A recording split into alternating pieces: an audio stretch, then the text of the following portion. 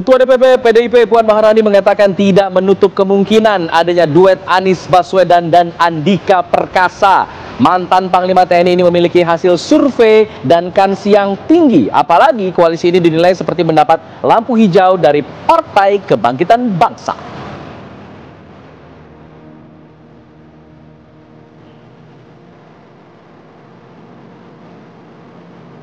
Seorang siswi kelas 10 di SMK 1 Tanjung Raya, Mesuji, Lampung ditemukan tewas dengan kondisi mengenaskan. Korban diketahui bernama Anggi Lestari, berusia 16 tahun, yang merupakan warga Dusun Tebing, Kelurahan Talang Batu, Mesuji Timur, Mesuji, Lampung.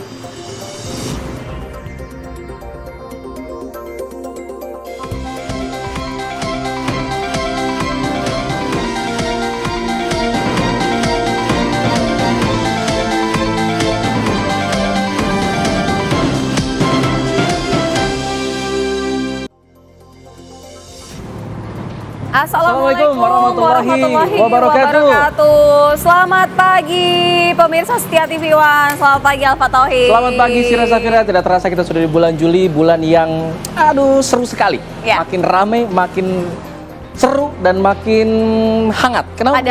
Padahal masih ada beberapa bulan ya menuju pilkada ya. Tapi sekarang udah mulai makin hangat untuk dibahas nih Pak. Bicara masalah Juli dan juga pilkada, saya punya pantun. Aduh, cakep. Tukang kuli pasang ubin, makan liwet sampai kekenyangan. Cakep. Bulan Juli musimnya kawin, yang udah kebelet buruan cari pasangan. Karena cari pasangan nggak semudah itu memang. Susah, ya kan? Benar. Partai politik aja sekarang tuh lagi hitung-hitungannya kira-kira si A cocoknya sama si B enggak ya. Udah diputuskan, udah berusaha dikunci, tapi ternyata belum ada partai politik lainnya untuk bergabung. Itulah yang kemudian sedang ditampilkan oleh PKS, PDI Perjuangan, dan juga PKB ini lagi hitung-hitung lah. Kira-kira siapa yang kemudian pasangan yang akan mereka ajukan di Pilkada Jakarta mendatang. Kita akan bahas nanti di Apa Kabar Indonesia Pagi, tapi kita akan buka dulu Apa Kabar Indonesia Pagi hari ini dengan informasi seputar tawuran yang lagi-lagi terjadi. Ada dua kelompok remaja terlibat aksi tawuran pemirsa. Kali ini terjadi di Jalan Daan Mogot, Taman Kota Cengkareng, Jakarta Barat. Nah, mereka ini mempersenjatai diri mereka ini menggunakan berbagai senjata tajam, ada juga yang bawa bom molotov. Waduh, tawuran ini terjadi berdekatan dengan halte bus Transjakarta dan ini sempat menutup laju kendaraan. Meski tak ada kerusakan halte bus Transjakarta dan juga tidak ada korban jiwa, tapi tawuran antar remaja ini sudah meresahkan warga dan juga tentunya meresahkan para pengguna jalan. Warga berharap petugas kepolisian setempat ini melakukan patroli rutin deh di lokasi ini karena setiap menjelang malam rawan aksi tawuran.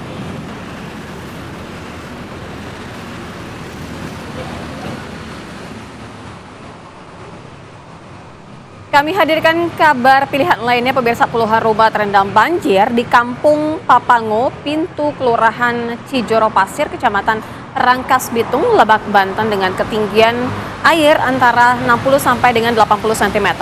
Banjir ini terjadi setelah tanggul penahan air ini jebol akibat luapan air pasca hujan deras yang terjadi pada Kamis petang kemarin. Sampai juga pada Kamis malam, banjir belum surut dan masih terus menggenangi sejumlah rumah dan juga warga sementara ini terpaksa mengungsi ke tempat-tempat yang lebih aman.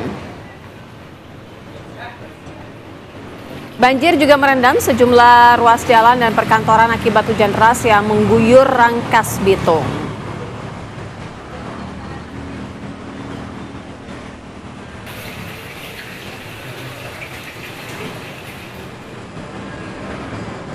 Ya, memang sedang anomali ya cuacanya ya, lagi musim panas tapi justru banyak hujan dan juga banjir. Kita beralih ke informasi lain, ini ada warga desa Cilebut Timur, pemirsa, di Kecamatan Sukaraja, Kabupaten Bogor, Jawa Barat, digegerkan dengan penemuan sesosok mayat pria tanpa kelamin tersangkut di bantaran Sungai Ciliwung dengan kondisi yang mengenaskan tanpa busana.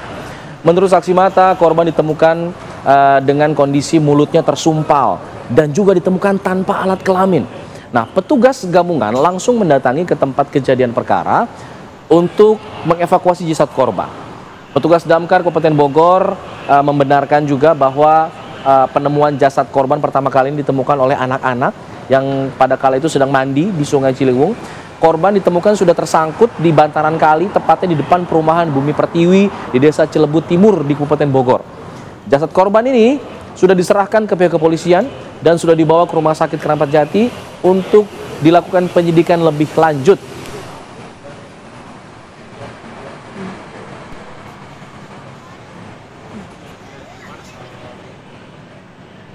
Pemirsa, warga di kawasan Tulangan, Kabupaten Sidoarjo, Jawa Timur mendadak dihebohkan dengan adanya temuan mayat di Sungai Dusun, Keputran, Kemantren pada Kamis siang kemarin. Mayat berjenis kelamin laki-laki itu ditemukan warga saat mencari ikan di sungai. Warga terkejut melihat adanya sesosok jasad laki-laki yang mengapung. Saat itu warga sedang mencari ikan, kemudian melaporkan ke Polsek Tulangan. Polisi yang tiba di lokasi kejadian kemudian langsung mengevakuasi dan setelah berhasil terangkat di permukaan sungai, jasad pria berusia sekitar 50 tahun itu kemudian dibawa ke Rumah Sakit Bayangkara, Pusdik Porong untuk dilakukan otopsi. Sementara kasus penemuan mayat ini kini dalam proses penyelidikan Polsek Tulangan dan juga Polresta Sidoarjo.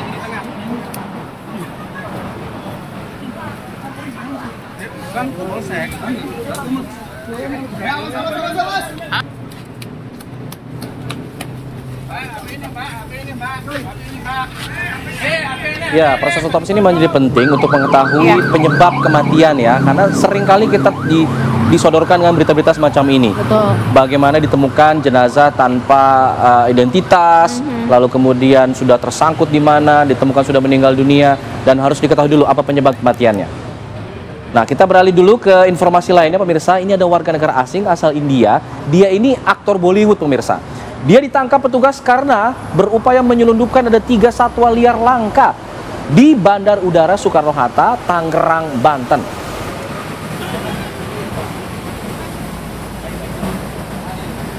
Nah, ini adalah pengungkapan yang bermula ketika petugas ini mencurigai ada koper milik pelaku, inisialnya RM, dan saat dilakukan pemeriksaan lebih lanjut, petugas menemukan ada 3 hewan liar langka. Tadi kita lihat ada yang terbang, yaitu 1 ekor burung cendrawasih kuning kecil, 1 ekor ada cendrawasih botak, dan juga 1 ekor berang-berang kecil albino. Untuk mengelabui petugas, ketiga satwa liar tadi yang hendak diselundupkan tadi itu disamarkan dengan makanan hingga mainan anak-anak. Atas perbuatannya pelaku diancam Undang-Undang Nomor 17 Tahun 2006 terkait kepabeanan dengan hukuman pidana tidak main-main ini 10 tahun dan dendanya 5 miliar rupiah.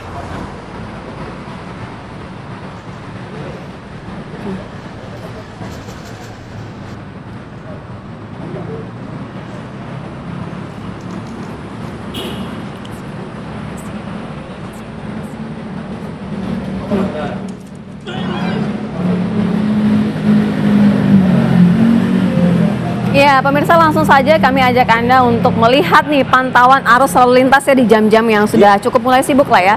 Sudah ada Bribda Jessica yang akan mengabarkan kepada Anda. Silakan.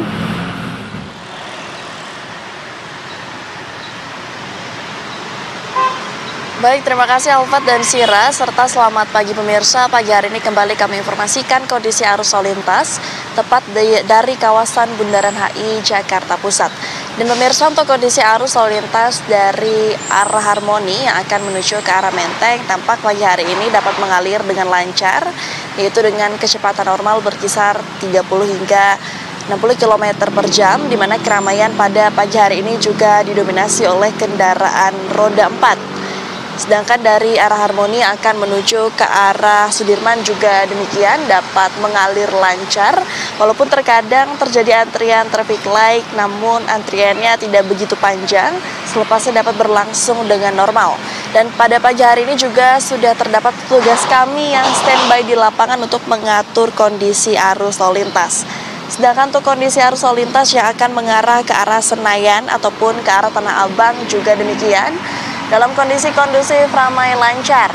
Secara umum kondisi arus lalu lintas pada kawasan ini masih berlangsung normal, di mana sesekali terjadi perlambatan percepatan menjelang antrian traffic light, namun selepasnya dapat berlangsung normal dan kembali lancar.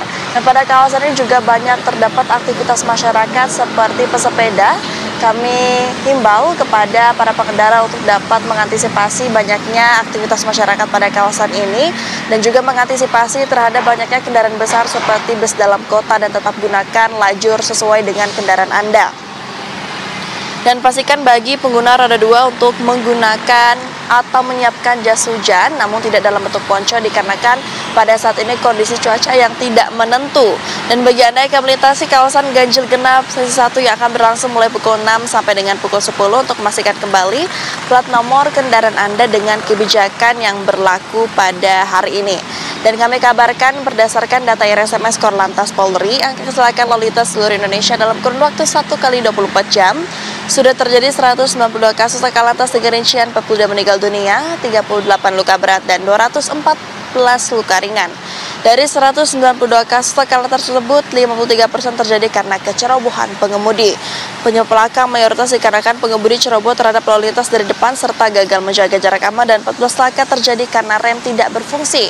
Untuk itu kami tekankan kembali kepada para pengendara sebelum bepergian agar dapat mengecek kembali kondisi fisik kendaraan Anda dan juga tetap mentaati peraturan lalu lintas selama perjalanan Anda. Dan pemirsa, bagi Anda yang ingin mengetahui selengkapnya mengenai kondisi arus lalu lintas, Anda dapat menghubungi call center kami di 15669, juga SMS center kami di 9119. Stop pelanggaran, stop kecelakaan, keselamatan untuk kemanusiaan, Indonesia tertib, salam presisi, dan kembali ke studio. Baik, terima kasih Bribda Jessica, informasi langsung mengenai pantauan arus lintas di sekitar Bundaran Hotel Indonesia, di mana sini udah mulai ramai dan tetap tadi menjaga kondisi kendaraan juga ya, dicek-cek lagi ya. Betul sekali, tapi kita lihat sepertinya masih lancar karena sudah banyak yang liburan kayaknya. Benar, ini kan udah bisa libur ya.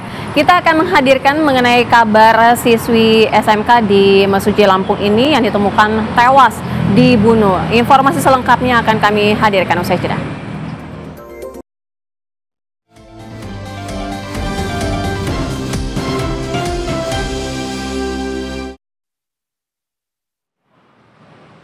Ya pemirsa, lagi-lagi ada kabar yang mengenaskan. Ada seorang siswi kelas 10 di SMK 1 Tanjung Raya di Mesuji, Lampung yang ditemukan tewas meninggal dunia. Kabarnya ini diperkosa dan juga akhirnya dibunuh oleh pamannya sendiri.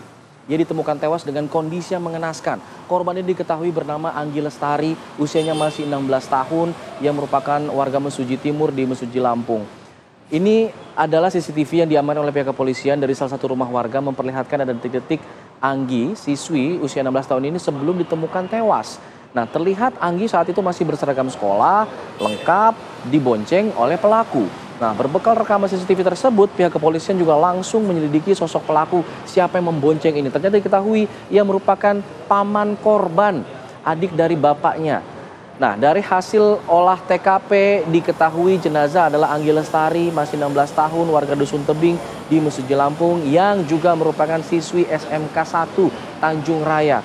Tidak ada tanda-tanda pembegalan ataupun perampokan, karena di lokasi penemuan jasad, semua harta milik korban ini ternyata masih utuh, kecuali handphonenya. Saat ini juga masih belum ditemukan di sekitar lokasi penemuan jenazah.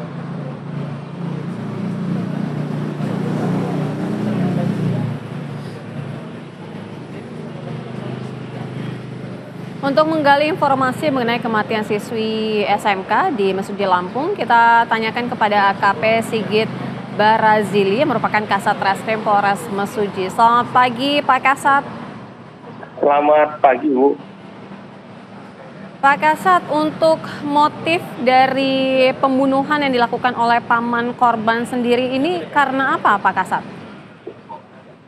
Dari hasil pemeriksaan kita untuk tersangka mengakui bahwa motif dari tindak pidana yang terjadi yaitu motif ekonomi, yang bersangkutan sudah tidak memiliki rumah dan juga memang yang bersangkutan butuhkan untuk makan.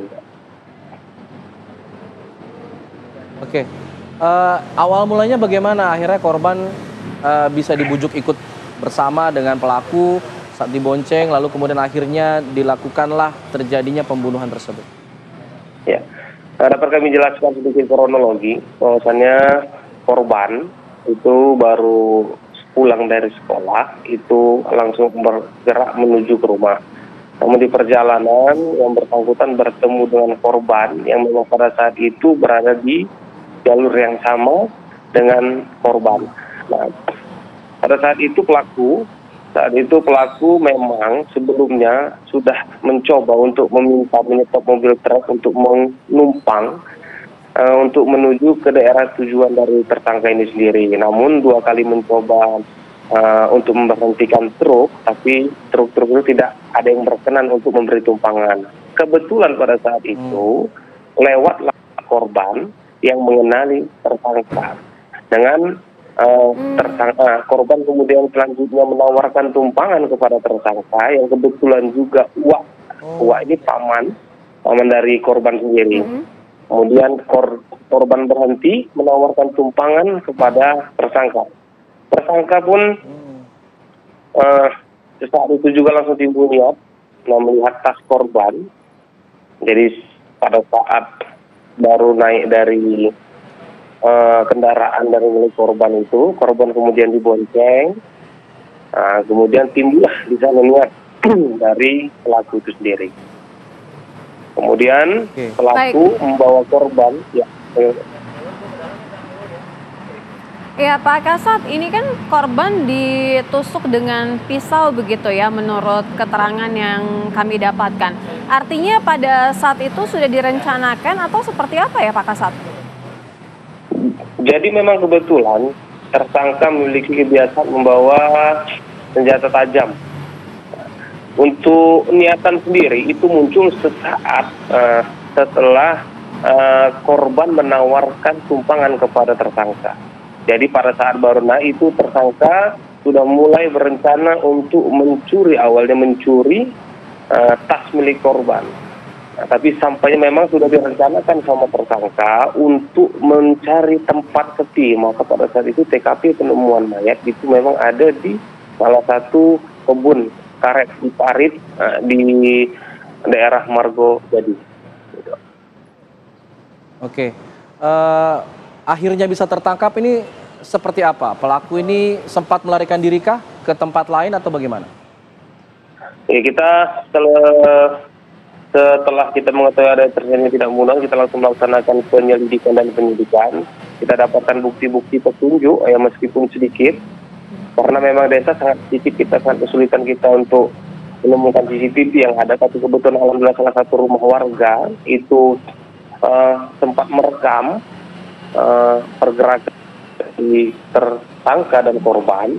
Itu kemudian kita lakukan penyelidikan sehingga akhirnya kita dapati posisi yang bersangkutan berada di Musibah Yasin di Babatoman. Pada saat setelah melakukan pembunuhan, tersangka mengakui bahwasannya ia 8 hari itu bertahan hidup di kebun-kebun warga di dalam karena menghindari pengejaran petugas. Selain itu juga ia bertahan hidup dengan memakan roti-roti yang sempat ia beli di toko-toko yang ada di sekitaran tempat dia bersembunyi. Baik, untuk hukuman sendiri bagi tersangka, Pak Kasat? Ya, kita terapkan terhadap tersangka, kita terapkan pasal pembunuhan berencana atau pembunuhan, pembunuhan berencana dan subsidiar pembunuhan itu. Untuk ancaman maksimal sendiri itu ancaman hukuman mati dan penjara pidana seumur hidup. Kemudian juga kita latih yang bersangkutan juga dengan Undang-Undang 81 dengan pasal 81 ayat 3 Undang-Undang Perlindungan Anak dengan ancaman hukuman maksimal 20 tahun penjara. Baik, terima kasih Pak Sigit. Sudah bergabung sama kami di Apa Kabar Indonesia Pagi. Selamat pagi, Pak. Selamat pagi. Baik. Pemirsa, kita jeda dulu. Kita akan kembali dengan informasi seputar politik saling kunci antara PKS dan juga PDIP, di mana manuver PDIP saat ini ingin menduetkan Anies Andika, sementara PKS masih tetap kekeh dengan Anies Sohibul Iman. Kira-kira siapa yang akan dipilih? Tetap di Apa Kabar Indonesia Pagi.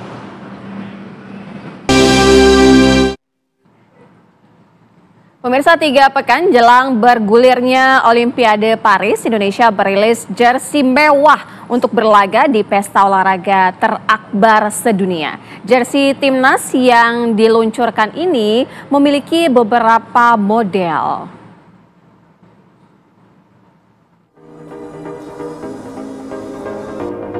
Beginilah penampakan jersey timnas Indonesia di Olimpiade Paris mendatang. Chef de Mission kontingen Indonesia, Anindya Novian Pakri, dan perenang Joe Aditya Wijaya Kurniawan memamerkan jersey mewah karya desainer kondang Didit Hedi Prasetyo. Warna merah dan putih jadi elemen utama, ditambah emblem burung Garuda di bagian dada sebelah kiri. Peluncuran jersey ini berlangsung di Nusantara Garden, The Dharma Wangsa, Jakarta, Kamis siang. Jersey timnas memiliki beberapa model. Di tempat ini juga bergulir pameran fotografi terkait jersey untuk Olimpiade Paris 2024 dan digelar mulai Kamis hingga Jumat. Untuk menjadi desainer tim itu konsekuensi sangat tinggi karena rentan untuk disalahin lah gitu ya. Tapi dengan komunikasi yang sangat baik dijelaskan sama Didit bahwa kalau kita deliverynya bagus itu insya Allah masyarakat Indonesia pasti mendukung. Jadi kami sekali lagi mau berterima kasih kepada para netizen yang memberikan support yang luar biasa. Itu menunjukkan bahwa kita bangsa yang besar. Kita ketahui ada 12 cabang olahraga untuk 29 atlet. Jadi setiap cabang olahraga kecuali 1-2 itu mempunyai desainnya sendiri dan tentu mempunyai kit atau tadi istilah training yang dipakai untuk bersamaan. Terutama pada saat-saat yang satu kontingen bersama-sama seperti pelepasan atlet dan lain-lain. Dari Jakarta, Supriyadi Wongsarejo, Valdis Deva Senatra, TV One mengabarkan. Seragam yang dikenakan itu penting untuk merepresentasikan bangsa ke depannya. Kalau kita lihat yang dipakai pada hari ini, Sira pakainya oren-oren. Ada kode-kode tertentu nggak? Ini dukung Belanda, Persija, atau PKS kayaknya. Karena kita lagi membahas PKS dan juga PDIP yang kabarnya tengah bersaing adu kuat saling kunci untuk Pilkada Jakarta, di mana PKS sudah mengunci Anies dengan memasangkan dengan Sohibul Iman, sementara PDIP setengah menyodorkan nama Anies Andika. Nah, bagaimana kemudian peluang keduanya? Berikut ulasannya. Pilkada Jakarta memang membawa magnet kuat bagi partai politik untuk berkoalisi dan mengedepankan kadernya sebagai calon gubernur atau wakil gubernur. Selain memiliki anggaran per tahunnya yang fantastis, Jakarta masih menjadi barometer untuk bisnis, ekonomi, dan keuangan. Setelah nama Anies Baswedan muncul diusung cepat oleh PKS, partai-partai lain seperti PKB dan PDIP yang awalnya juga meneropong akhirnya menunggu. PDIP bahkan secara gamblang akan memajukan kader-kader terbaiknya untuk maju. Tapi lagi-lagi, PKS tidak bisa berdiri sendiri. Syarat dukungan minimal 20% kursi di DPRD provinsi menjadi ganjalan. Partai berlambang banteng moncong putih memang menjadi koalisi sempurna bagi PKS. Bahkan Ketua DPP PDIP Puan Maharani mengatakan tidak menutup kemungkinan duet Anies Baswedan dan Andika Perkasa. Mantan Panglima TNI ini memiliki hasil survei dan kans tinggi, apalagi koalisi ini seperti mendapat lampu hijau dari Partai Kebangkitan Bangsa. Politik memang dinamis, segala sesuatu masih mungkin saja terjadi hingga detik-detik terakhir masa pendaftaran. Tim TV One mengabarkan. Semua nama masuk dalam radar PDI Perjuangan. Untuk kemudian ya kita cek dulu bagaimana penerimaan yang di lapangan, apakah kemudian bisa diterima oleh semua partai lain, dan tentu saja komunikasi tetap kita upayakan dengan semua partai yang ada. Yang menjadi salah satu nama yang kemudian kita coba untuk masukkan dalam salah satu calon. Sudah mulai bermanuver untuk Pilkada Jakarta, PDIP menyodorkan nama Andika Perkasa, mantan Panglima TNI. Kita akan membahas itu di pagi hari ini. Ada sejumlah narasumber yang sudah hadir. Ada Bang Firman Jaya Daily, politikus senior PDIP. Selamat pagi, Bang Firman. Baik, senyumnya sumringah sekali ya. Sudah ada calonnya nih. Lalu kemudian ada Bang M. Iqbal, selaku politikus dari juru bicara juga dari PKS. Selamat pagi, Assalamualaikum. Baik, Bang. Selamat pagi. Dan terakhir yang tidak kalah populer, ada Kang Ujang Komarudin, analis politik Universitas Al-Azhar Indonesia. Selamat pagi. Selamat pagi, Assalamualaikum Kang Ujang. Kang Ujang. Salam. Baik, saya ingin pertama ke PDIP dulu yang sudah menyodorkan nama Andika Perkasa. Apakah ini nama ini sudah firm dari PDIP untuk disodorkan dalam Pilkada Jakarta disandingkan dengan Anies, atau kabarnya bahkan ingin kelasnya ini katanya tidak cawagup lagi tapi sudah cagup? Nah, dijawabnya nanti saja dah ya. Karena kita harus jeda dulu. Tadi sudah agak panjang. Oh, langsung jawab lah. Silakan langsung jawab. Boleh, silakan waktu. Masih ada waktu. PDI Perjuangan secara resmi belum Tapi menetapkan siapa yang menjadi pasangan calon. gubernur dan wakil gubernur Jakarta. Ya. Dan ini masih bagian dari diskursus untuk bisa menyampaikan narasi-narasi soal, tidak soal calon gubernurnya semata dan calon wakil gubernur, tapi sesungguhnya adalah narasi yang berbasis bertitik-tumpu pada soal daerah khusus Jakarta ini sebagai kota strategis dan segi geopolitik itu menjadi penting bagi Indonesia ya, dan semua juga bagi masyarakat bangsa dan negara, tentu bagi partai politik. Jadi perlu diskursus untuk bisa melibatkan juga masyarakat secara partisipatif ya. Dan untuk itu maka tentu kita bukan hanya PD Perjuangan tapi semua elemen kepartaian juga tentu saling menunggu, saling menyampaikan pandangan-pandangan, pemikiran-pemikiran. Artinya ada kans juga bikin poros baru, Bang Firman? Persoalannya bukan soal poros baru ya, tapi juga hampir tidak ada kan partai politik di Jakarta yang bisa mencalonkan secara tunggal. Jadi perlu kerjasama politik strategis. Jadi jikalau misalnya ada tawaran-tawaran misalnya poros baru dalam kaitan dengan ada dukungan politik di dalam parlemen untuk mengajukan ke KPU, tentu itu bisa menjadi alternatif cerdas, solusi terbaik. Tetapi kita juga melihat soal anatomi dan kekuatan politik real di dalam DPRD daerah khusus Jakarta. Sehingga soal poros baru dan tidak poros baru kan menjadi satu agenda yang perlu kita percakapkan. Makanya sampai sekarang juga secara resmi partai belum menyampaikan siapa sesungguhnya pasangan yang definitif dan final. Pada akhirnya nanti ketika mendaftar di KPU itulah. Dan ada pengalaman empirik tidak hanya di provinsi, kabupaten, kota, tapi di Republik ini juga menit-menit terakhir bisa berubah. Bisa berubah anatomi konfigurasi partai politik yang mencalonkan dan pasangan calon juga. Itu ada perubahan. Itu sebetulnya merefleksikan betapa dinamika politik dalam rangka kepentingan strategis bangsa negara itu dikedepankan. Sepakat. Jadi last minute juga bisa berubah, beberapa saat juga bisa berubah. Nah, jangan-jangan ini PKS karena saat ini masih terus menyodorkan nama Anies Sohibul Iman, tapi belum ada partai yang bergabung lainnya dan harus ada partai yang lainnya bergabung. Apakah nanti bisa diotak-atik lagi?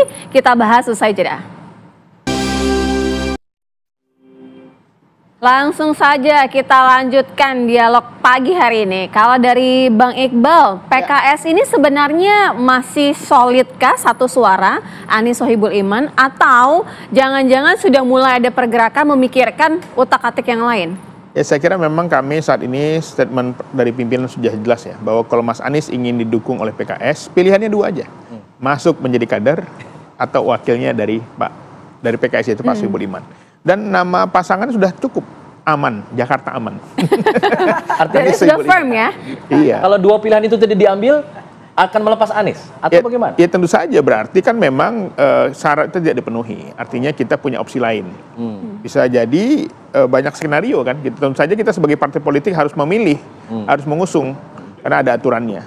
Dan ini kami tentu saja menjadi salah satu opsi saat ini yang menurut kami terbaik. Bagaimana pasangan aman ini bisa berlayar di Jakarta. Tapi responnya kayaknya kurang baik dari partai-partai lain. PKB masih belum respon positif, apalagi PDIP yang kemudian lagi digadang-gadang masuk. Ya saya kira kan yang menilai itu kan masyarakat ya, termasuk hasil survei ya. Karena Mas Anies ini ketika menjadi gubernur tingkat kepuasan yang sangat tinggi, pernah menjadi calon presiden, kami optimis bahwa pasangan ini akan menang. Kenapa? Karena belum ada sebelumnya calon gubernur yang pernah jadi calon presiden. Tentu saja ini berbeda. Kalau ada hipotesis mengatakan kan gubernur di DKI ini nggak pernah 2 periode katanya. Incumbent-nya selalu kalah katanya. Tapi yang kali ini bedanya adalah incumbent-nya pernah menjadi calon presiden. Nah, kalau bahas mengenai koalisinya gimana kira-kira? Ya saya kira semua komunikasi politik sedang kami lakukan ya. Dengan teman-teman Nasdem, dengan PKB, dengan PDIP juga, termasuk partai-partai lain. Dengan Golkar ya, dengan Gerindra juga. Jadi semuanya sedang masih dinamis, tetapi bagi kami kali ini sebagai pemenang pemilu di Jakarta, yang kedua kalinya kami menang ya, 2004 kita pernah menang, kali ini kita menang. Dan sebelum ada Mas Anies kita dukung, kita udah pernah menang gitu loh. Jadi ini memang Jakarta ini basis PKS. Ini adalah politik teritorial PKS. Dan kami berharap ini adalah momentum bagi PKS untuk kadernya, apalagi Pak Sohibul Iman mantan presiden, pernah menjadi anggota DPR RI di Jakarta 2 dengan suara yang sangat signifikan, mantan rektor, mantan Wakil Ketua DPR RI, saya kira ini pilihan yang terbaik. Oke, apabila memang kemudian nanti ternyata PKB memutuskan untuk tidak bergabung, PDIP juga tidak bergabung, kemana nanti PKS akan ini? Apakah sudah ada deal-dealan dengan Nasdem misalnya di belakang layar kita tidak tahu, dan terasa vibe PD-nya kelihatan banget gitu oleh pagi hari ini? Ya komunikasi saya kira sudah ya, komunikasi secara formal maupun informal ya. Dengan teman-teman Nasdem sudah ada, dengan Bang Surya Paloh, pimpinan kita juga ada komunikasi. Sebelum kita deklarasi kita sudah komunikasi juga. Artinya kita berharap bahwa dukungan dari Nasdem dan PKS ya, dan di partai-partai lain ini akan terus bertambah. Tunggu bersama, oke. Kalau dari Kang Ujang melihatnya gimana nih? Kira-kira dari PKS sendiri sejauh ini memang masih firm karena memang sudah ada deal-dealan tertentu. Kalau dari Kang Ujang lihat? Ya, saya melihatnya menarik kalau kita bicara tadi aman ya, Anies Sohibul Iman. Tetapi kalau saya melihat dalam konteks kuota 20% masih belum aman, Bang Iqbal. Oh gitu ya? Iya, jadi agak berat. Karena begini, kalau saya analisa gitu ya, pasangan ini oke, bisa dijual. Tapi dalam konteks untuk bisa mendapatkan dukungan tadi itu agak berat. Kenapa? Partai-partai yang ada misalkan PDIP, ya PKB, Nasdem tentu ingin menawarkan juga calon wakil gubernurnya. Kami juga dong punya hak untuk itu. Nah, kesalahan PKS adalah bagi saya gitu ya, ini analisa gitu ya. Paket koalisinya belum ada, tetapi paket pasangannya sudah ada. Ya biasanya dibicarakan lebih awal dulu koalisinya, partai mana, bicara apa, berganding posisinya seperti apa, baru pasangannya dibicarakan. Ini tidak, PKS langsung mengunci nama Anies dan Sohibul Iman, dan itu sebenarnya dalam politik oke-oke saja, tapi rentan tidak akan mendapat dukungan dari partai yang lain, yang pertama. Yang kedua, saya melihat rentan juga menjadi musuh bersama juga. Nah, misalkan PKB yang tadinya mendukung, ya kan, bahwa DPW PKB mendeklarasikan Anies, tetapi ketika sudah berpasangan dengan Sohibul Iman kan akan menarik dukungan juga. Ini yang menjadi persoalan. Nah, saya mengatakan, kalau istilah saya, nanti Bang Iqbal jangan tersinggung ya. Jadi Anies ya yes gitu ya, tapi Sohibul Imannya masih no, masih loh ya, masih no. Oleh karena itu tarik-menarik dalam konteks power interplay ya partai-partai ini gitu, bahwa PKB, PDIP termasuk Nasdem agak sulit untuk bisa tadi mendukung pasangan Anies dengan Sohibul Iman ini. Ini kerumitannya di situ sebenarnya. Ini sebenarnya langkahnya dari PKS ini untuk mengunci partai koalisi lain untuk ikut bergabung atau mengunci Aniesnya supaya masuk ke jadi kader? Nah ini dilema juga kan begini, Anies itu kan kalau bagi saya ya ini satu suara, ceruk suara yang sama. Anies identik dengan PKS dan Anies tanpa PKS juga agak sulit. Susahnya begitu. Jadi paket ini juga sulit untuk bisa mendapatkan dukungan. Tetapi Anies tanpa PKS juga agak berat. Ini problemnya. Jadi perlu menjadi kader nggak Anies? Nah, saya bahkan berbicara dengan juru bicara yang lain ya, Kang Pipin mengatakan ya syarat PKS tadi dikatakan oleh Bang Iqbal bahwa menjadi kader pilihannya atau wakilnya dari kami. Karena kan kita tahu bahwa PKS 2 kali gagal menjadi calon wakil gubernur. Ketika misalkan bersaing dengan Pak Sandiaga Uno, dan pas yang ketika menjadi cawapres juga yang jadinya Gerindra. Kan ini menjadi trauma yang panjang sehingga ya paket Anies itu langsung dipasangkan dengan Pak Sohibul Iman. Tetapi tadi dilemanya adalah agak sulit, agak berat untuk mendapatkan dukungan dari partai lain. Itu yang menjadi persoalan. Bang Iqbal, agak sulit nih Bang. Sistematisnya, matematikanya, hitung-hitungannya tadi agak sulit dapat dari partai-partai lain untuk mendukung Anies Sohibul Iman. Nah, kecuali ada kompensasi ya, kita tidak tahu. Belakang deal-dealannya di belakang gitu ya, mungkin ya. Bang Iqbal. Ya saya kira memang kan dalam politik ada yang front stage, ada backstage ya. Nggak mungkin kita ceritakan lah. Ini kayaknya penting nih di belakang panggungnya nih. Ya, jadi kenapa PKS percaya diri, kenapa PKS berani. Dan memang wajar aja, masa partai pemenang nggak berani, nggak percaya diri gitu. Partai yang belum punya calon aja mau kok ya kan? Karena mungkin sama ini banyak ya, jadi kan wajar. Bayangkan kita pemenang ya, kita ketua DPRD-nya dari PKS. Ketika Bang Sandi jadi cawapres, kosong ya kan, harusnya kan dikasih PKS dong ya kan, komitmen nggak tidak berjalan ya kan. Ketika Sandi Mardani sudah deklarasi, kita ngalah lagi sama Pak Anies gitu loh. Dan saya kira wajar kalau hari ini kita sedikit ngotot ya, dalam tanda kutip ya, sedikit lebih berani, lebih percaya diri. Karena kita sebagai pemenang, kalau kita nggak pemenang kita juga ngapain juga gitu loh. Tapi kita sebagai pemenang, rasionalisasinya itu masuk ke masyarakat bahwa kalau justru Mas Anies itu beruntung didukung mengambil wakilnya PKS. Kenapa? Karena ketua DPRD-nya ke depan dari PKS. Dan PKS ini polanya, kalau yang diusung itu adalah kadernya atau pemimpinnya, kiadahnya, itu luar biasa semangatnya, bisa 3 kali lipat. Karena ada semangat spirit perjuangannya gitu loh. Dibanding cuma ngusung-ngusung orang doang. Jadi ini keuntungan buat Anies justru gitu. Karena saling menguntungkan mesin politiknya juga berjalan. Mesin politiknya berjalan kencang. Kencangnya 3 kali lipat gitu. Oke, tapi masalahnya sekarang pasangan aman ini Anies Soebul Iman lagi disodorkan lagi pasangan angkasa, Anies Andika Perkasa. Ya, asal aja di saya nih. Nggak tahu apa itu benar singkatannya. Boleh-boleh juga. Dan angkasa ini ya, Anies Andika Perkasa ini menjadi satu hal. Kalau saya baca artikelnya Kang Ujang, ini pasangan yang ideal loh sebenarnya. Iya. Nah, ini apakah akan tetap diajukan dari PDIP bahwa jadi angkasa terus Anies Andika ini kemudian jadi pasangan yang firm dari PDIP, atau memang tadi kan tawarannya ada PKB yang bisa jadi poros baru nih Bang. Salah satu hal yang menggiurkan juga bagi PDIP, Andika bisa jadi cagupnya. Iya, meskipun kami masih belum menyampaikan pasangan resmi ya, karena itu jelas, tapi dari perspektif diskursus, maka kami harus memulai bahwa Jakarta ini adalah bernuansa beratmosfer ibu kota republik. Bahwa nanti misalnya jadi pindah ke IKN pun, maka Jakarta itu tidak bisa dilepas. Ada masih atmosfer sebagai ya? nuansa republik. Maka kita bangun Jakarta ini sebagai milik bersama, milik kita bersama. Makanya walaupun misalnya PD Perjuangan pernah menang beberapa kali di DKI, baik di Pilkada maupun di Pileg, kami letakkan itu sebagai milik bersama, milik republik. Karena dia nuansa milik bersama gitu. Bukan milik PKS gitu maksudnya. Berbeda secara signifikan dengan daerah-daerah yang lain. Itulah pembeda Jakarta dengan daerah-daerah yang lain. Nah, oleh karena itu maka saya kebetulan waktu di awal reformasi ini kan 2002 masih dipilih secara perwakilan oleh DPRD. Pak Sutioso terpilih. Kemudian kebetulan saya juga ikut tim waktu Pak Fauzi Bowo menang, mengalahkan pasangan calon lain tahun 2002, dan 2012 Pak Jokowi mengalahkan Pak Fauzi Bowo, dan itu tetap pada posisi PD Perjuangan mencalonkan yang menang. Kemudian juga pertarungan sengit itu di 2017.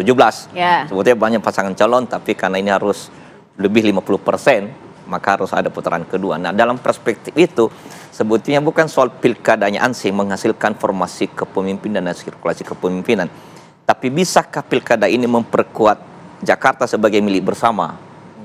Karena kita harus membedakannya secara signifikan dengan daerah-daerah yang lain. Maka bersama nih gimana Bang? Maka dalam perspektif itu kan perlu pertama kehati-hatian, perlu pertimbangan yang strategis, perlu kajian. Makanya sampai sekarang belum kita menyampaikan secara resmi, karena ada banyak variabel yang dikalkulasi. Tapi kalau persentasenya lah paling tidak, Anies Perkasa ini, Anies atau di angkasa kayak kalau Alfat bilang gitu ya, Anies Andika Perkasa ini berapa persen kansnya? Tapi dijawabnya nanti, kita ulas lagi lebih dalam, bisa jadi akan segera kembali. Kita lanjutkan dialog, walaupun tadi off air juga agak-agak sedikit seru ya pembahasannya. Kita lanjutkan nih Bang Firman, kalau misalnya dari PDI Perjuangan sendiri, hitung-hitungannya sudah berapa persen kira-kira lobby-lobby politik, komunikasi politik yang dilakukan PDI Perjuangan kepada PKS, kepada Anies Baswedan mengenai pasangan ini nih, Anies dan Andika Perkasa? Kasaran aja Bang. Masa serius-serius.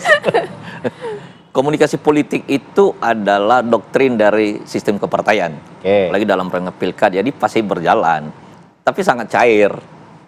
Jadi karena mengalami dialektika dan dinamika. Sedemikian rupa. Tapi pasti pada dasarnya berkaitan dengan soal pertama, penguatan Jakarta dalam kerangka kepentingan bersama, milik republik lah, milik NKRI. Yang kedua yaitu soal juga untuk pemajuan kualitas kesejahteraan kemakmuran rakyat dan penguatan DKI. Tentu ini soal kepemimpinan yang profesional ya, kredibel, maka baru berbicara figur. Nah, pemasangan ini kan masih belum sedemikian rupa. Nah, tentu PD Perjuangan dan pasti juga partai yang lain membangun komunikasi terus-menerus kerjasama politik. Nah, pada tingkat itu yang sedang berjalan sekarang. Kalau ditanya soal persentase kan sangat relatif gitu. Karena bisa jadi kerjasama partai politik terbangun tapi mungkin tidak cocok dengan soal pasangan calon. Bisa cocok dengan pasangan calon tapi dalam rangka misalnya mengimbangi pasangan calon lain.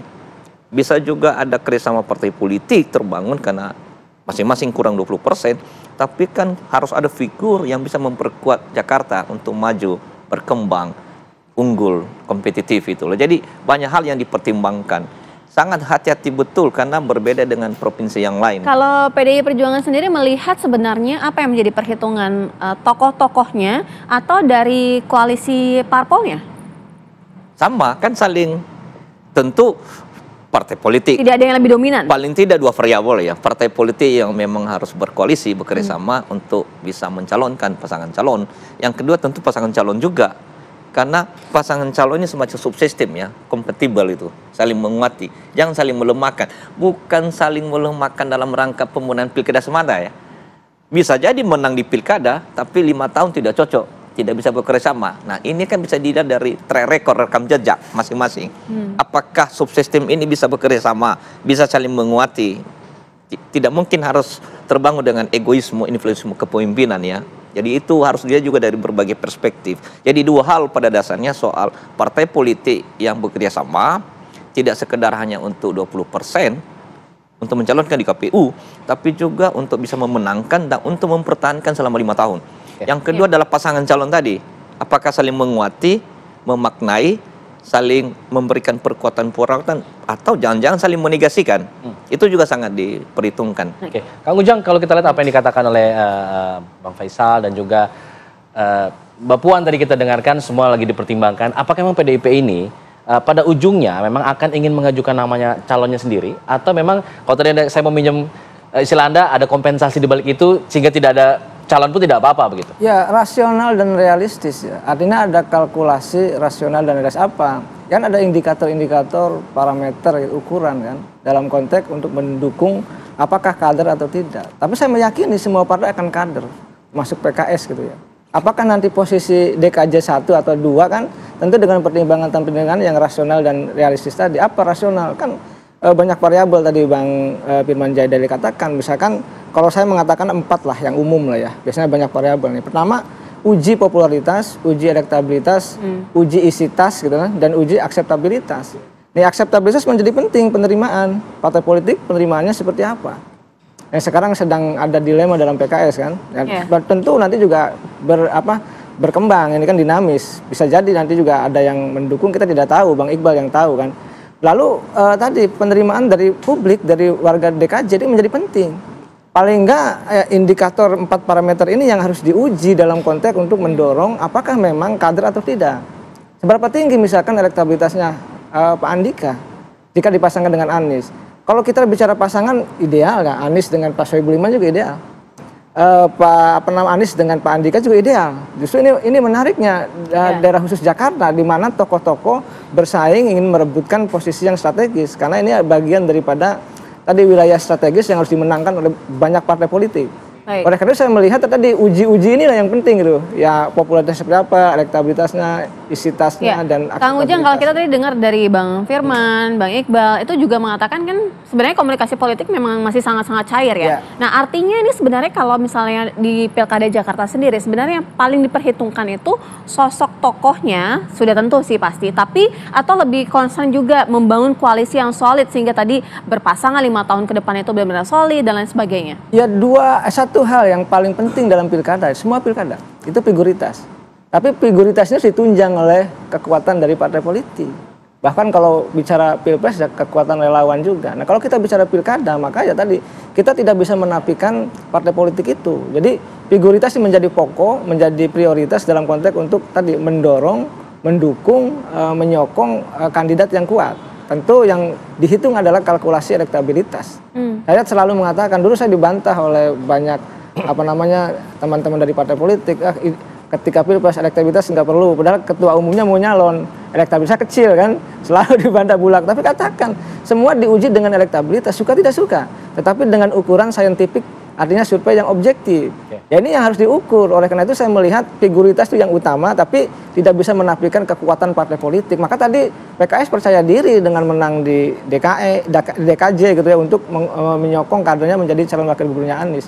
Jadi kekuatannya tetap pada figur yang utama karena pemilih langsung, tetapi tadi partai politik juga menjadi penting sebagai mesin penggerak untuk kemenangan dari kandidat tersebut. Oke, terlepas dari kepercayaan diri PKS nih Bang Iqbal, kalau kita lihat tadi kan Kang Ujang juga bilang Aniesnya yes, tapi Soebul Iman masih no dari partai-partai lain.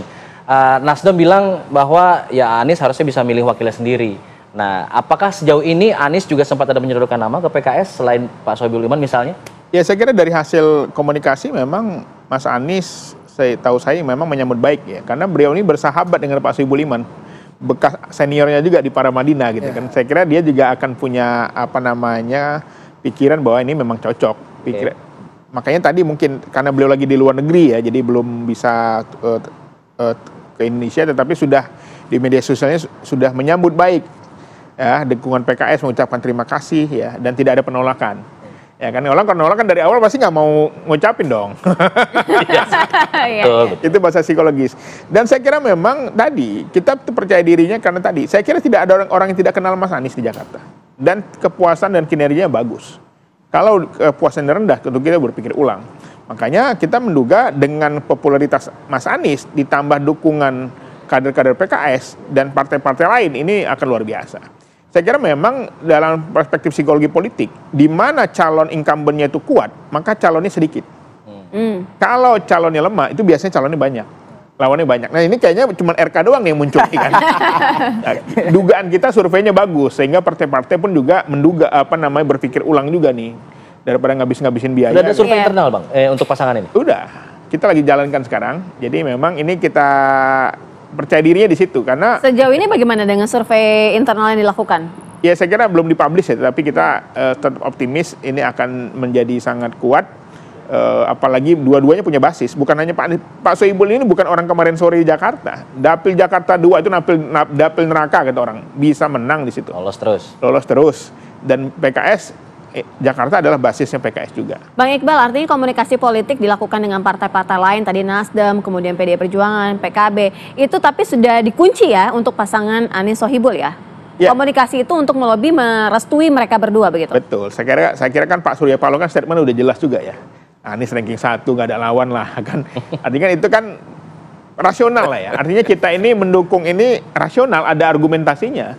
Surveinya jadi orang kan sekarang di pemilu akibat hancur leburnya pileg kemarin ya kan, orang akhirnya berpikir ulang mau maju itu kalau benar-benar nggak memiliki data yang kuat. Baik, Bang Firman, apa rasionalitas itu juga ada di rasionalnya PDI mungkin untuk Anies masih top 1 di Jakarta terakhir mungkin? Ya, salah satu yang menjadi bagian di survei, tentu ini juga pertimbangan ya, tapi banyak variabel yang harus dikalkulasi. Jadi tidak ada agenda tunggal itu ya untuk dan berkaitan dengan figur tunggal itu. Tetapi tentu ini terus-menerus membangun komunikasi ya. Memang Jakarta ini kan miniatur Indonesia. Bahkan kalau melihat Jakarta ini harus dia dalam konteks geopolitik Banten dan Jawa Barat. Baik. Sesungguhnya. Jadi makanya perlu kehati-hatian betul. Nah, sekarang kan ada komunikasi sedang dibangun. Bahkan juga ada pentingkan narasi ya. Bahwa dipertimbangkan misalnya soal figur A, ya. Figur misalnya B, ya. Figur C, ya. Figur E. Figur sampai dan seterusnya itu. Bisa jadi nanti di menit-menit terakhir lagi ada formasi baru. Ada juga komposisi baru dan seterusnya. Tapi bisa juga dengan formasi yang lama. Tapi tetap bertumpu pada hal tadi, kami ulangi lagi, kami memperkuat tadi Bung Ujang ya. Yang pertama tetap pada komisi pemenangan dan penguatan 5 tahun. Yang kedua soal pasangan calon dan soal juga partai politik. Baik, dinamika politik masih cair, komunikasi politik masih cair. Kita sama-sama menantikan ya. Kita nantikan. Masih ada beberapa bulan soalnya. Baik, nanti kita akan tutup dengan pantun boleh ya? Boleh. Beli panci di Pulau Sumatera. Cakep. Itu panci yang jual Mbak Sira. Cakep. Partai saling kunci di pilkada itu cari jawara. Cakep. Kalau hati nggak dikunci itu cari perkara. Baik, kita akan jeda dulu. Kita kembali saat lagi. Tadi apa kabar Indonesia Pagi? Terima kasih sama Mbak Sira, Bang. Pemirsa, usai menggelar rapat pleno, Komisioner Komisi Pemilihan atau KPU Republik Indonesia ini menetapkan Muhammad Afifuddin sebagai Ketua PLT KPU RI menggantikan Hasyim Asyari usai dirinya dipecat oleh DKPP akibat terbukti melakukan tindak asusila terhadap salah satu anggota PPLN di Belanda. Nah, rapat pleno tersebut dihadiri oleh 6 anggota Komisioner KPU pada Kamis siang secara internal dan akhirnya Muhammad Afifuddin terpilih sebagai Ketua KPU atau PLT Ketua KPU yang baru atas dasar kesepakatan seluruh ke-6 anggota komisioner dari hasil musyawarah dan juga mufakat. Muhammad Afifuddin menjamin tahapan Pilkada serentak tahun 2024 akan berjalan dengan lancar.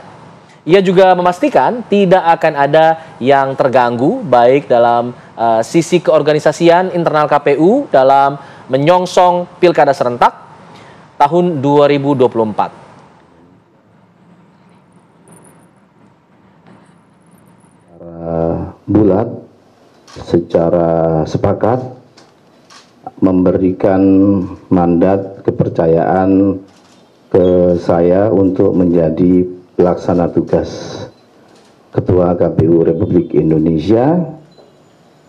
Tentu bukan hal yang mudah, tapi harus kita hadapi secara bersama-sama. Sebagaimana teman-teman Bapak Ibu sekalian tahu, selama ini roda organisasi di KPU berjalan sangat kompak, dan insya Allah pasca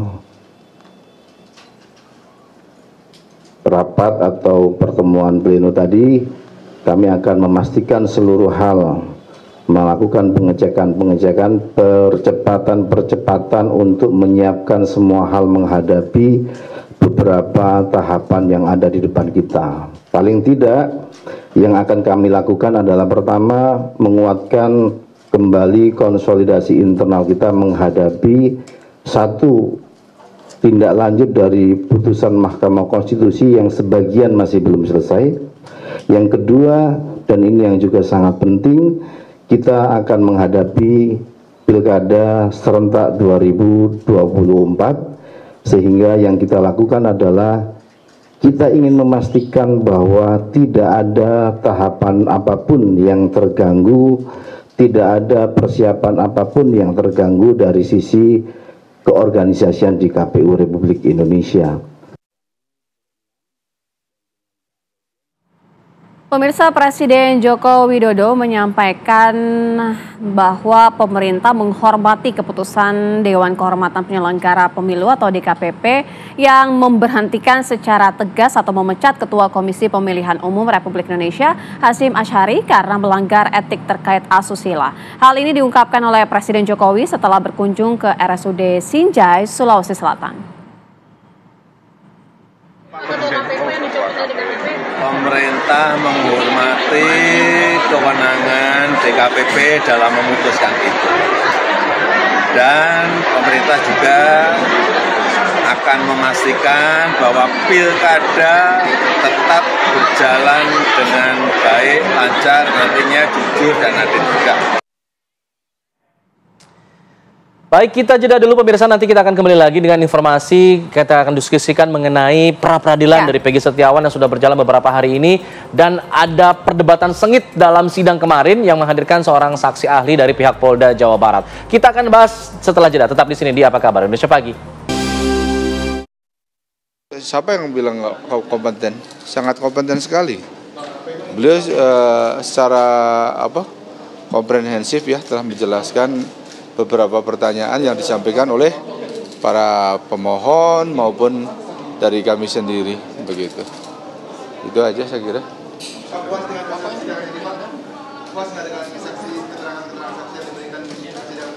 Ya, soal puas nggak puas nanti kami akan sampaikan di dalam kesimpulan. Ya, enggak, pokoknya kami nanti sampaikan di dalam kesimpulan. Pemirsa, di sidang pra-peradilan Kamis kemarin, pengacara Peggy Setiawan sempat mencecar ahli yang dihadirkan oleh pihak Polda Jawa Barat, Agus Surono. Agus ini menolak menjawab pertanyaan dari pengacara Peggy Setiawan karena tidak ada kaitannya dengan sidang pra-peradilan. Yang Bapak bilang tadi yang dijadikan barang alat bukti tadi, 2 alat bukti itu, ya. Apakah itu ditemukan di TKP? Apakah itu ditemukan di tempat lain? Dan harus berkaitan dengan kejadian tersebut. Apakah sependapat Pak Ahli? Gimana Ahli terkait? Mohon izin yang mulia, apa yang saudara sampaikan tadi, tanyakan kepada saya, dan saya kira ini sudah masuk ke dalam materi pokok perkara. Saya tidak bisa menjawab itu karena lembaga pra-peradilan ini hanya fokus terkait dengan objek pra-peradilan sebagaimana yang tadi saya lanjutkan Pak Ahli. Saudara, perkara pokok. Jika mereka menentukan menaikkan dia sebagai DPO tahun 2016. Tapi penetapannya tanggal 21 Mei 2024. Apakah itu sah menurut ahli? Mohon izin Yang Mulia, tadi dalam kaitannya dengan putusan pengadilan tadi dijadikan sebagai petunjuk. Dan ketika kemudian penyidik menemukan alat bukti minimal ahli 2. Meragukan keahlianmu kalau begini.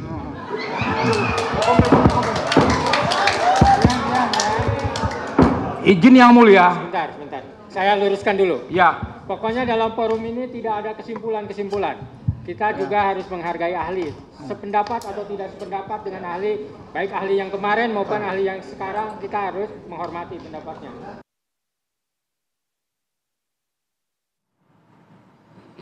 Ya, apa sebenarnya yang kemudian secara umum itu bisa dibahas dalam pra-peradilan? Kalau tadi ahli mengatakan bahwa kita hanya tidak mau ke pokok perkara. Nah, kita akan bahas ini bersama dengan narasumber yang sudah hadir di studio. Ada Bang Tukun Nasrullah, pakar hukum pidana. Selamat pagi. Assalamualaikum. Waalaikumsalam warahmatullahi Pulang haji nih ya Bang ya. Alhamdulillah Bang ya, sehat semuanya ya Bang ya. Amin. Sebelum kita bertanya ke Bang Nasrullah, saya ingin ke rekan kami dulu ya Bang ya. Ada Leo Chandra untuk mengupdate informasi seputar persidangan yang akan berlangsung pada hari ini, kelanjutan dari sidang pra-peradilan Peggy di hari ini. Silakan, Leo. Ya, selamat pagi Alfat, Sira dan juga pemirsa, di mana memang sidang hari ini itu adalah penyerahan kesimpulan dari masing-masing pemohon dan juga termohon dalam hal ini, yaitu kuasa hukum Peggy Setiawan dan juga pihak dari Polda Jawa Barat yang akan menyerahkan hasil kesimpulan dari sidang yang berlangsung dari tanggal 1 Juli 2024 kemarin, di mana dengan sidang kemarin ini dengan menghadirkan saksi ahli pidana begitu dari pihak Polda Jawa Barat dengan atas nama Profesor Agus Surono yang merupakan guru besar hukum pidana Universitas Pancasila, di mana nanti sidang ini akan berlangsung untuk penyerahan kesimpulan begitu di ruang 1 Pengadilan Negeri Bandung Jawa Barat, dan juga nantinya kami belum mengetahui apakah nantinya pihak dari kuasa hukum ataupun pihak dari Polda ini hanya menyerahkan hasil kesimpulan persidangan atau bahkan nanti membacakan begitu kesimpulannya. Namun kembali lagi ini merupakan keputusan dari hakim untuk menyatakan apakah nantinya ini akan dibacakan ataupun diserahkan saja begitu.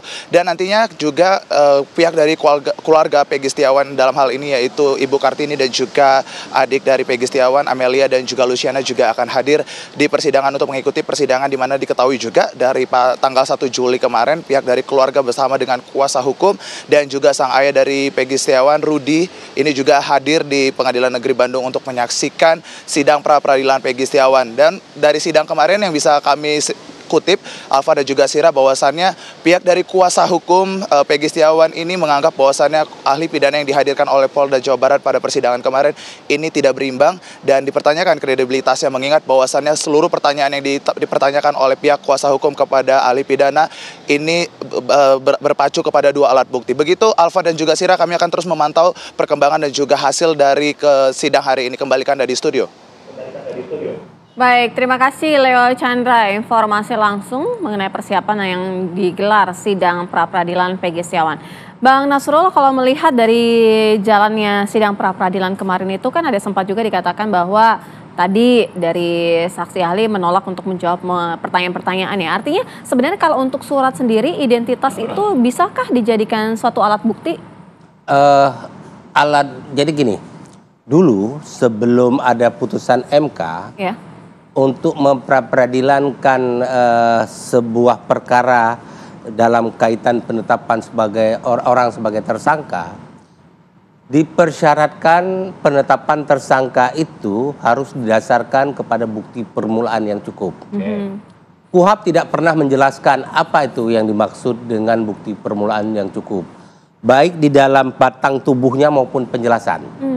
Sehingga timbul persoalan polemik di publik ini, apa yang dimaksud bukti permulaan. Akhirnya timbullah juknis di kepolisian dan kemudian juga diakomodir oleh Mahkamah Agung. Bukti permulaan cukup itu harus setidaknya ada laporan polisi dan tambah 1 alat bukti. Nah, kemudian kita tahulah ada perkembangan perkara-perkara pra-peradilan. Yeah. Baik yang diajukan oleh seorang tersangka terhadap lembaga penegak hukum, bahwa ini waktu ditetapkan sebagai tersangka tidak cukup bukti, tidak ada alat bukti. Nah, kemudian ada hakim dulu di Jakarta Selatan yang menyatakan itu harus ada 2 alat bukti. Alat bukti itu apa, Bang? Alat bukti itu berkaitan dengan perbuatan yang dituduhkan, bukan dengan identitas diri. Seperti misalnya KTP, itu kan identitas diri. Yeah. Identitas dari orang yang ditetapkan sebagai tersangka. Kenapa? Agar tidak terjadi error in persona, salah orang. Ini ada ijazahnya, ini ada KTP, bahwa ini kan kemarin terjadi isu ini salah orang ini, ya kan? Ini Peggy yang lain. Maka kalau saya bisa memahami kenapa polisi menghadirkan ini orangnya loh. Nah, untuk identitas ya? Identitasnya sekarang pertanyaannya adalah hakim boleh nggak memeriksa ke fakta yang ada dalam keterangan-keterangan saksi? Boleh, karena apa? 2 alat bukti itu harus mempunyai nilai. Jangan hanya jumlah. Misalnya jumlah alat bukti, kamu saksi, Alfat saksi, kan sudah 2 ini. Padahal keterangan kamu dengan Alfat tidak sama. Nah, itu tidak cukup 2 alat bukti. Hanya Alfat yang melihat saya. Kamu bilang tidak ada Nasrullah di situ. Walaupun sudah 2 yang tidak bisa. Nah, pertanyaan itu muncullah. Apakah hakim boleh menilai keterangan dari alat bukti itu? Nah, itu kan bukankah masuk ke dalam pokok perkara nanti di persidangan? Dalam konteks pra-peradilan boleh, bahwa ini ada kecocokan, tinggal nanti mampu dibuktikan nggak di ruang sidang. Nanti kita dalami, Bang, ya, kita jeda dulu. Kita akan kembali saat lagi. Saya penasaran juga dengan keterangan dari Bang Nasrullah. Usai jeda kita kembali. Putusan Mahkamah Konstitusi dan juga berdasarkan norma yang ada di dalam KUHP, maka seseorang ditetapkan sebagai tersangka itu harus ada syaratnya. Syaratnya adalah pertama terpenuhinya ya minimal 2 alat bukti dalam tahapan penyidikan, dan dengan minimal 2 alat bukti tersebut maka seseorang atau yang diduga melakukan tindak pidana itu bisa ditetapkan sebagai tersangka. Jadi dasar untuk menetapkan tersangka itu adalah minimal 2 alat bukti sebagaimana dimaksud dalam pasal 184 ayat 1 KUHP. Demikian yang mulia. Minimal 2 alat bukti bagi hakim pra-peradilan. Untuk menghitung minimal itu apakah menghitung secara kuantitatif atau juga kualitatif? Di dalam putusan MK tersebut adalah minimal 2 kuantitatif ya yang mulia. Kuantitatif yaitu berkaitan dengan 184 ayat 1 huruf A, 184 ayat 1 huruf B, atau 184 ayat 1 huruf C-nya. Ada 3 di situ yang mulia. Selama 2 itu terpenuhi, maka itu bisa dijadikan sebagai dasar untuk menetapkan tersangka. Demikian yang mulia. Seseorang ditetapkan jadi tersangka, apakah sebelumnya harus diperiksa terlebih dahulu atau bisa belakangan? Tidak harus yang mulia. Tidak harus. Ya, walaupun di dalam putusan MK itu di dalam pertimbangannya ada, tapi itu tidak mengharuskan. Jadi dasar untuk menetapkan seseorang menjadi tersangka itu adalah hanya mendasarkan pada 2 alat bukti yang tadi saya sebutkan. Ya, berulang kali saksi ahli mengatakan syarat penetapan tersangka adalah 2 alat bukti. Tadi disebutkan juga alat buktinya harus yang kualitatif sifatnya, artinya punya nilai gitu ya. Nah, apakah kemudian keterangan para saksi dan juga dokumen-dokumen identitas ini masuk dalam kategori kualitatif? Tadi disebutkan kuantitatif atau kualitatif? Kualitatif ya. Sama seperti yang saya sampaikan tadi. Gimana tadi kata kamu? Jadi alat bukti yang dihadirkan adalah keterangan para saksi dan juga dokumen-dokumen ini masuk dalam kategori kualitatif? Bisa, karena apa? Alat bukti itu dokumen, itu kan surat. Saksi. Keterangan dari tersangka sendiri dia mengakui boleh. Ya, boleh. Di sini tersangka kan membantah. Oke, membantah. Ada saksi, 2 orang saksi, 3 orang saksi. Selama saksi itu memberikan keterangan saling bersesuaian, bukan terhadap identitas mereka, tapi terhadap perbuatan yang dituduhkan. Ya, nah, memang dulu terjadi perdebatan, apakah hakim boleh menilai keterangannya sudah memenuhi unsur apa tidak? Ya, valid atau tidak? Tetapi ada yang mengatakan itu di ruang sidang nanti, masuk dalam pokok perkara, tidak di pra peradilan. Ada yang mengatakan ya harus, kita berharap ada perubahan agar adanya dua alat bukti itu tidak lihat jumlah tapi lihat nilai dari keterangannya. Soalnya nanti di ruang sidang akan dibuktikan, itu di sidang. Pra peradilan ini dalam rangka ini, negara wajib menjaga aparaturnya, jangan sembarangan menetapkan orang sebagai tersangka, karena label tersangka itu luar biasa dampaknya. Maka harus ada lembaga yang menguji. Nah, persoalannya adalah dulu kita tidak ada lembaga pra peradilan. Dengan ada pra peradilan itu sudah pembaruan. Ternyata dalam praktek terjadi beberapa perubahan. Nah, karena penyusunannya tidak sempurna. Nah, di berbagai negara itu selalu penetapan orang sebagai tersangka bisa dihadirkan ke hakim sejenis pra peradilan. Kalau di Eropa kontinental disebutnya hakim komisaris, kan. Nah, hakim bisa menguji itu. Nah, masalahnya adalah kita di Indonesia, kita mau rubah lembaga ini, tidak lagi lembaga pra peradilan. Kita mau sebutnya dulu hakim komisaris, tapi ditentang oleh beberapa pihak. Kita gunakan hakim pemeriksaan pendahuluan di RUU KUHP yang baru. Nah, dalam konteks hakim pemeriksaan pendahuluan ini, sebenarnya semua tindakan penyidikan dan penuntutan harus dilaporkan kepada hakim pemeriksaan pendahuluan. Hakim pemeriksaan pendahuluan memeriksa secara proaktif. Tidak perlu rakyat memperjuangkan langsung. Namun ketika hakim tidak bergerak, rakyat masih berhak mengajukan gugatan. Baik, terima kasih. Terima kasih, Bang Nasrullah. Sama-sama. Kita sama-sama akan menantikan ya bagaimana nanti hari ini ya Bang ya, sidang pra peradilan, kemudian nanti di hari Senin ya akan diputuskan. Ada putusannya, kita akan nanti menantikan seperti apa. Terima kasih ya Bang ya. Sama-sama. Terima kasih Bang. Dan pemirsa, kami ingin mengucapkan terima kasih kepada Anda pemirsa TV One, pemirsa setia TV One, yang karena dukungan Anda, TV One masih menjadi televisi nomor 1 top brand pemirsa di tanah air versi Reuters Institute Digital News Report 2024. Ini hasilnya pemirsa, alhamdulillah, terima kasih atas dukungannya. TV One masih menjadi top brand. Ya, termasuk juga TV One News Online bertahap masuk menjadi top brand paling atas. Terima kasih kami ucapkan sekali lagi atas pencapaian TV One dan juga TV One News Online yang sudah menemani Anda selama beberapa tahun terakhir ini. Selamat ya. Terima kasih Bang, terima kasih.